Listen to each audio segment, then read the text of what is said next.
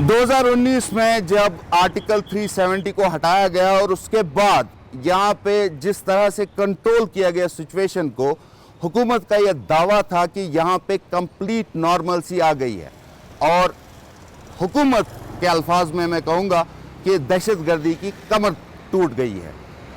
लेकिन ये पहला मौका है कि इतनी बड़ी तादाद में इंडियन सयाह मारे गए हैं एक सस्पेक्टेड टेरर अटैक में, जो कि पुलिस का कहना है। हालांकि सरकारी तौर पे हलाकतों की तादाद की तस्दीक नहीं की गई है, लेकिन गैर सरकारी तौर पे पुलिस ऑफिसर्स हमें बताते हैं कि 2 दर्जन से ज़्यादा सयाह इस हमले में मारे गए हैं। ये हमला पहलगाम में हुआ है और पहलगाम वो एक टूरिस्ट रिजॉर्ट है जहां से अमरनाथ गुफा के लिए रास्ता जाता है। वही रास्ता जो है वो यात्री, लाखों यात्री जो हर साल आते हैं, वो वहीं से अमरनाथ गुफा के लिए जाते हैं और वहां पे दर्शन करते हैं।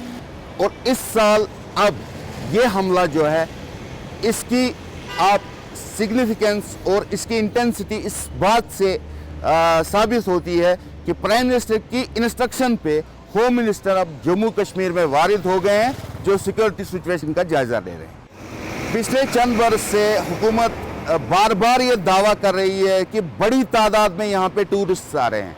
हालांकि पार्लियामेंट में फिगर्स दिए गए, इंडियन पार्लियामेंट में, कि 2 करोड़ से ज़्यादा टूरिस्ट हर साल यहाँ आते हैं, जबकि जम्मू कश्मीर की कुल आबादी 1 करोड़ 25 लाख है 2011 के सेंसस के हिसाब से।